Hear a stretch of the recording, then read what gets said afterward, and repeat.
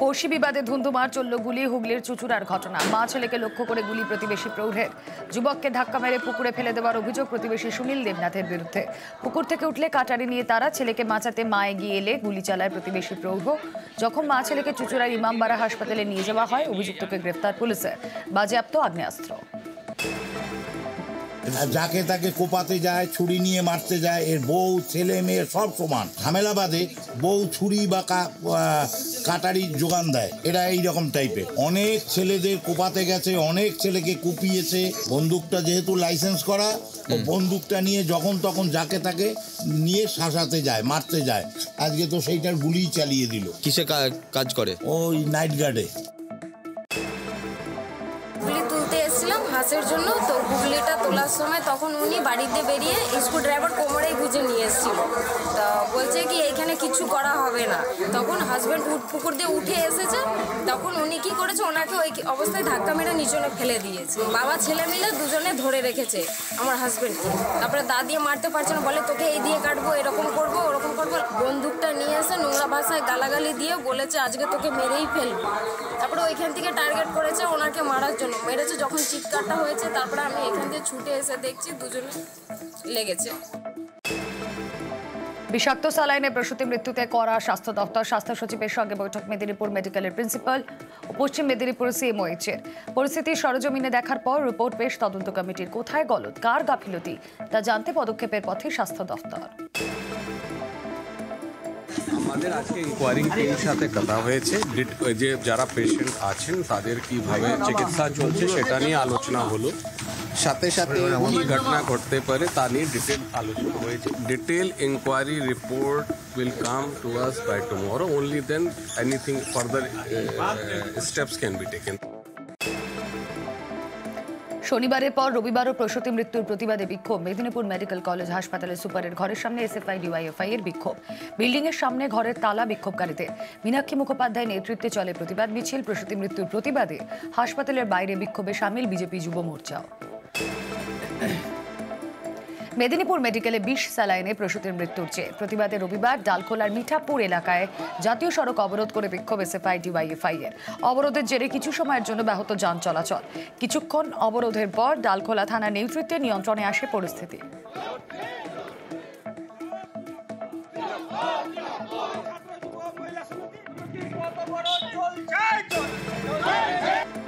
মেদিনীপুর মেডিকেলে বিষ স্যালাইনে মৃত্যু প্রসূতির। স্ত্রী মামনি রুইদাসের মৃত্যুর পর সদ্যজাতকে নিয়ে গর্ভে তার বাড়ি ফিরেছেন স্বামী দেবাশিস রুইদাস। ছেলের নাম রেখেছেন অনুপ। 4 বছরের মেয়ে 5 দিনের সদ্যজাতকে নিয়ে হিমশিম মামনির স্বামী। আর এই পরিস্থিতিতে সরকারি সাহায্যের আর্জি মামনির পরিবারের। রাখতে তো পারছি না, বাচ্চাকে রাখতে একটু কষ্ট হচ্ছে। বড় বাচ্চাটা শুধু মাকে খুঁজে, তার মাকে খুঁজে, মা কবে আসবে কবে আসবে। চিকিৎসা যে কোনো একটা গাফিলতি হচ্ছে সেটা আমাদের কাছে স্পষ্ট করে না। স্পষ্ট কথা বলেন যে কি হয়েছে ডাক্তারবাবু সেটা বলুন। বাচ্চা কি আরে মানুষ করবো, কোনো লোক আর এলো নি আর সরকার থেকে এখনো পর্যন্ত। বাচ্চার স্বাস্থ্যের কোনো খবর আর কেউ লাইনি না, এখনো পর্যন্ত কেউ খবর নেয়নি। কি হারে মানুষ করবো আমি ছুটাচ্ছি না। আপনি কি চাই যাদের মানে দোষী যারা তাদের কি শাস্তি হোক? তাদের শাস্তি হোক। আমিও তো সেটা আমি তো মাথায় ঢুকাইনি কিভাবে যে মানুষ করবো, তাই যে কি পাবো যে মানুষ করবো। একটা বাচ্চা, একটা তো আধটা নয়, দুইটাই তো কুলের বাচ্চা। তাহলে ও তো কোনো নাবালক সাবালক একটা হয়নি। রাতটা ঘুরেছে মনে হয়। আমার দিদি সকাল 8টার সময় খবর দিয়ে ডাক্তার বলেছে তোমাদের পেশেন্ট নাই, নিয়ে যাও। তখন তো আমার মাথা ঘুরিয়ে গেছে। এখন যে বাচ্চাটার অসুবিধা হয়ে গেছে, যা করে এত কাছে ঋণ ধার করে খাবারটা কিনেছিল, দুধ খাবারটা কিনেছিল, কিন্তু এখন এর যে শরীর খারাপ সেটা পর্যন্ত কোনো সরকার তো দেখেইনি। নিজেরও ভীষণ অসুবিধা, কি করে যে ডাক্তার দেখাবো, কি করে নিয়ে যাব। আমার একটাই বক্তব্য, যদি সরকার বা স্বাস্থ্যকেন্দ্র যদি দেখে, স্বাস্থ্য থেকেও যদি এসে ওনারা কোনো রকম ট্রিটমেন্ট করায় তাহলে বড় একটু সুবিধা হয়। দেখুন, আমাদের মনে তো হয় যে আজকে যে মানুষটা এনাদের এই এত বড় সর্বনাশটা করে দিল তাদের শাস্তি হওয়া দরকার, কিন্তু আমরা তো সাধারণ মানুষ, আমাদের কথাই তো আর শাস্তি হবে না। এখন আমাদের চাওয়া একটাই, যেন পরিবারটাকে দেখে সরকার যেন পরিবারটাকে দেখে। রায়গঞ্জ হাসপাতালে ব্ল্যাকলিস্টেড কোম্পানির স্যালাইন বদল। শনিবার দেখা যায় রায়গঞ্জ হাসপাতাল সহ একাধিক হাসপাতালে ব্যবহার হচ্ছিল নিষিদ্ধ স্যালাইন। আর এরপরে স্যালাইন ব্যবহার না করার নোটিশ স্বাস্থ্য দপ্তরের। নোটিশ মিলতেই স্যালাইনের স্টক বদল রায়গঞ্জ হাসপাতালের। যখন সাইলন দিয়েছিল তখন রোগীগুলো মানে ভালো লাগে না, দেখলো সাইলন মানে কোম্পানি খারাপ। যখন সাইলন পাল্টা দিল তখন ওদেরকে খুব ভালো লাগলো। আমরা জানি যে আমার এলাজ হোক ভালো, আমরা ভালো মতো এখান থেকে ছুটি করে যাই। সাইলন পাল্টানোর মধ্যে আমরা ভালো আছি। ডুপ্লিকেট সাইলন দিয়ে দিয়েছে, ওইটার জন্য হয়েছে। এখন অরিজিনালটা দিয়েছে, ভালো লাগছে। তেহট্ট চাপড়াতেও স্যালাইন আতঙ্ক। নিষিদ্ধ ঘোষণার পর তেহট্ট মহকুমা হাসপাতালে রোগীদের পশ্চিমবঙ্গ ফার্মাসিউটিক্যালসে স্যালাইন দেওয়ার অভিযোগ। একই অভিযোগ চাপড়া গ্রামীণ হাসপাতালেও। চিন্তায় রোগীর পরিবার। স্যালাইনের কারণে মারা গিয়েছে, তাহলে স্যালাইন কেন দেওয়া হয়েছে? হ্যাঁ চালিয়েছে, ডাক্তারে দিয়েছে, সিস্টারে চালিয়েছে, তাহলে এটা দেওয়া হলো কেন? হ্যাঁ আমরা আতঙ্ক আছি। যদি আমার রোগীর কিছু হয় তাহলে তো আবার ডাক্তারকে ধরবো, সিস্টারকে ধরবো, তাহলে যে আতঙ্ক তো হয়ে আছেই। হ্যাঁ একাধিক মানুষ তো মারা গেছে।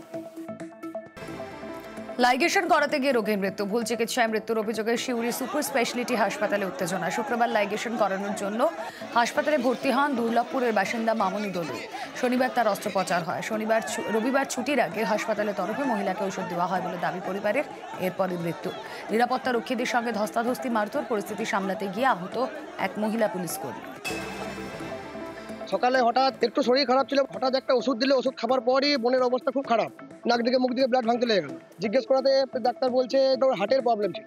আমার কথা হচ্ছে একটা, যদি হার্টের যদি প্রবলেমই ছিল তো ওর লাইগেশন করা বা অপারেশন করার কোনো দরকার ছিল না। এখন একটাই অভিযোগ, ডাক্তার আমাদের কাছে আসুক, এসে আমাদেরকে জবাব দেখ পেশেন্ট আমাদের মারা গেল কেন। বালুরঘাটে সরকারি হাসপাতালে আয়াদের বিরুদ্ধে তোলাবাজির অভিযোগ। সন্তান প্রসব করলে সুপার স্পেশালিটি হাসপাতালের আয়াদের বিরুদ্ধে 500 টাকা নেওয়ার দাবি রোগীর পরিবারের। এ বিষয়ে হাসপাতাল সুপারকে লিখিত অভিযোগ, তদন্তের আশ্বাস সুপারের। যদিও এ ব্যাপারে মুখ খুলতে নারাজ আয়ারা।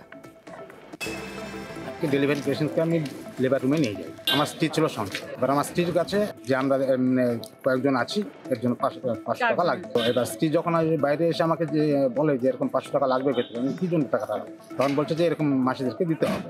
আমি কেন মাসিদেরকে দেবো? কারণ মাসিরা তো টাকা পাচ্ছে সরকারে। কি জন্য টাকাটা যাচ্ছিল সেটা কি আপনাদের বলেছে কিছু? ওই যে আপনার হচ্ছে নোংরা টোংরা পরিষ্কার করবে, ডিউটি ওদের। হ্যাঁ ওটা ওদের ডিউটি। তারপরে আপনি সুপারের কাছে অভিযোগ করেছেন। হ্যাঁ। কি চাইছেন আপনারা? আমরা চাচ্ছি যাতে এরকম আমাকে যেমন মানে আবদার করেছে, এরকম যাতে আর কারো কোনো মানে পেশেন্টের কাছে যাতে এরকম না। মালদার মানিকচকে কন্যাশ্রীর টাকা আত্মসাতের অভিযোগ। একাধিক ছাত্রীর বয়স বাড়িয়ে ভুয়ো ব্যাংক অ্যাকাউন্ট খুলে জালিয়াতির অভিযোগ। কাঠগড়ায় স্কুলেরই সহকারী প্রধান শিক্ষক। 2020 সালে 42 ছাত্রীর সঙ্গে জালিয়াতির অভিযোগ। 12 জন ছাত্রীকে সঙ্গে নিয়ে মানিকচক থানায় অভিযোগ প্রধান শিক্ষকের। বর্তমানে তারা কন্যাশ্রী পাওয়ার যোগ্য হলেও মিলছে না টাকা। অভিযোগ অস্বীকার অভিযুক্ত সহকারী প্রধান শিক্ষকের। বয়স 17 হয়েছিল, তো আমরা স্যারকে বলে স্যার আমাদের চেক করেন। তো স্যার চেক করেছে, তো আমাদের 2021 সালে টাকা উঠে নিয়েছে। কতজনের হয়েছে এরকম? 12-13 জন। স্কুলের সম্বন্ধে স্যারের সই আছে, যারা দোষী আছে তাদের শাস্তি দেওয়া হবে। কন্যাশ্রী টাকা কে উঠিয়ে নিয়েছে 25,000 টাকা। হেডমাস্টারের সই না পেলে তো টাকা তোলা যাবে না। হেডমাস্টারের সই আছে, সুনন্দ ওই ছিল হেডমাস্টার তখন। 12 জন মেয়ে অভিযোগ করেছে, তাদের নামে কেটুর টাকা 2021 সালে তুলে নেওয়া হয়েছে। আমি জয়েন করার আগে সুনন্দ মজুমদার মহাশয় এখানকার অ্যাসিস্ট্যান্ট টিআইসি ছিলেন। অনলাইন পোর্টাল থেকে ডাউনলোড করে দেখা যাচ্ছে এই সমস্ত মেয়েদের যে কেটু ফর্ম আপলোড করা হয়েছে, সেখানে ডিক্লারেশন ফর্মে সুনন্দ মজুমদার মহাশয় তার অ্যাসিস্ট্যান্ট হেডমাস্টার সিল দিয়ে সই করেছেন। যে জালিয়াতি হয়েছে তার দায় কিন্তু সম্পূর্ণ তারই। ডাউনলোড করেছি, সেখানে যে সিল সই দেখেছি, সইটা দেখে কিন্তু আমার উনারই সই মনে হয়েছে। উনার ওটিপি ছাড়া কেউ সেই পোর্টাল খুলতে পারে না। অন্য কেউ সেই পোর্টাল খুলে তার সিল জাল করে, সই জাল করে ফর্ম আপলোড করতে পারে। এটা ব্লেম দেওয়া হচ্ছে যে আমি নাকি এটা করেছি। তো 2019-এ প্রধান শিক্ষক চলে এসেছেন, আর 2021-এর ঘটনা। তা আমার দায়িত্বটা কোথায়? নোডাল কী ছিল কি ছিলাম না আমার জানাই নেই, এগুলো বলাই যাবে না, যেহেতু প্রধান শিক্ষক আসলে উনিই করেন এগুলো। কন্যাশ্রীর ব্যাপারে উনি টোটালটা উনি দেখছিলেন, এখনও দেখছেন। এগুলো ভুয়ো কথা বলছে। বর্তমান প্রধান শিক্ষক অনেক খবরের শিরোনামে এসছেন, সাইকেল চুরি থেকে, হোস্টেল চুরি থেকে, এরকম প্রতিবাদ করেছিলাম বলে আমার সঙ্গে হাতাহাতি হয়েছে। এবং উনি কেমন মানুষ এলাকার মানুষ জানে। ওনার সঙ্গে যেহেতু এটা আমার রেসারেসি চলছে, সেই সমস্ত সুযোগটা কাজে লাগানোর চেষ্টা করছে। ফের খড়গপুর আইআইটিতে ছাত্রের রহস্য মৃত্যু, হস্টেল থেকে উদ্ধার ছাত্রের ঝুলন্ত দেহ, স্নিফার ডগ নিয়ে তদন্ত পুলিশের। মৃত শাওন মল্লিক কলকাতার কসবার বাসিন্দা, ইলেকট্রিক্যাল ইঞ্জিনিয়ারিং এর তৃতীয় বর্ষের ছাত্র সে। রবিবার শাওনের সঙ্গে দেখা করতে গিয়েছিল তার পরিবার, সেখানে গিয়ে হস্টেলের ঘর থেকে ছেলের ঝুলন্ত দেহ উদ্ধার পরিবারের। কি কারণে মৃত্যু তা জানতে তদন্তে খড়গপুর টাউন থানা। কয়েকদিন আগেই উদ্ধার হয়েছিল ল্যাব অ্যাসিস্ট্যান্টের ঝুলন্ত দেহ, আর এরপর ফের ছাত্র মৃত্যু, চাঞ্চল্য আইআইটি ক্যাম্পাসে।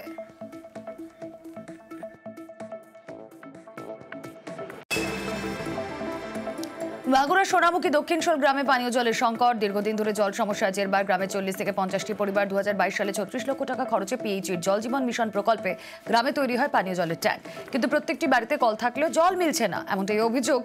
অগত্যা গ্রামের কুয়োর নোংরা জলে ভরসা বাসিন্দাদের। ঠিকাদার সংস্থাকে দায়ী করে দ্রুত সমস্যা মেটানোর প্রতিশ্রুতি পিএইচির।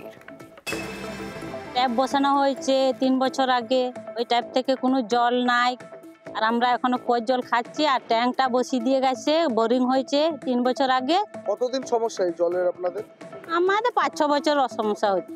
আমরা এখন কুয়োর জল খাচ্ছি। ভালো সেই জল? না, ভালো নয়, জলটা ভালো নয়, ঘোলা, অসুখ হচ্ছে ছেলে মেয়েদের। 50টি পরিবার এখানে বসবাস করি, একটা কুয়োর উপরে নির্ভর। একদম শ্যাওলা বসে যায় বর্ষাকালে, কানি করে ছেঁকে ছেঁকে, একধারে পোকা থাকে একধারে ছেঁকে আমরা সেই জল এখনো খাই। অনেক রোগ জ্বালা হয়ে জল পড়েনি এবং ট্যাপ আছে, জল নেই। ট্যাঙ্কিতেও আদৌ জল উঠবে কিনা এখনো সম্ভব। তো এটা খুবই দুঃখের বিষয় যে তারা এখনো কুয়োর জল খাচ্ছে। জল জীবন মিশন প্রজেক্ট চালু আছে, আমাদের পুরো পঞ্চায়েতের কাজ চালু আছে। তো আগামী 3 থেকে 6 মাসের মধ্যে হার ঘর জল প্রজেক্টের বাড়ি বাড়ি জল পৌঁছে যাবে, এটা আমার আশা আছে। তাদেরকে নিয়ে এই জল নিয়ে আর ভাবতে হবে না। মানিক বাজারটা যতদূর আমার জানা সেটা বিজেপি পরিচালিত গ্রাম পঞ্চায়েত। এখনকার দিনে মানুষ কি কুয়োর জল খাবে? এখন 2025, এখন অনেক উন্নত হয়েছে গ্রাম। তার মানে ওই বিজেপি পরিচালিত গ্রাম পঞ্চায়েত ব্যর্থ, তারা কাজ করতে পারছে না, মানুষকে পরিষেবা দিতে পারছে না। আমার মনে হয় তাদের পদত্যাগ করা উচিত। আমি পিএইচি দপ্তরের সাথে কথা বলবো যাতে তাদের কাছে জল আমরা খুব শীঘ্র পৌঁছে দিতে পারি। এখন ওটা কেন হয়নি, কি হয়নি, এখন ওটার বিষয়টা পরে হবে। বিজেপি সরকার তো এত বড় বড় কথা বলে, তাদের নাকি এত প্রকল্প রয়েছে। সে গ্রাম পঞ্চায়েতের প্রধান, সে অনেক কাজ করতে পারে, সে একটা গ্রামে জল পৌঁছতে পারছে না। এই কাজগুলো যে সংস্থা পেয়েছিল সেই সংস্থার কাজের গতি খুব ধীর। পাইপলাইন তারা করতে করতে আবার চলে যাচ্ছে, তাদের লেবারের সংখ্যা কম। তো এখানেও তাই গতি খুব কম। তবে আমি খোঁজ নিয়েছি, ঊর্ধ্বতন কর্তৃপক্ষরা বারবার চিঠি করেছেন ওই এজেন্সিদের, তাদের বিরুদ্ধে ব্যবস্থাও নিয়েছেন এবং যাদের কাজগুলি তাড়াতাড়ি হয় তার জন্য তারা বারবার চিঠি করেছেন এবং ওনাদের আস্তে আস্তে কাজের প্রোগ্রেস হচ্ছে। ওনারাও করেছেন যে আমরা তাড়াতাড়ি করে কাজটা করে দেবো।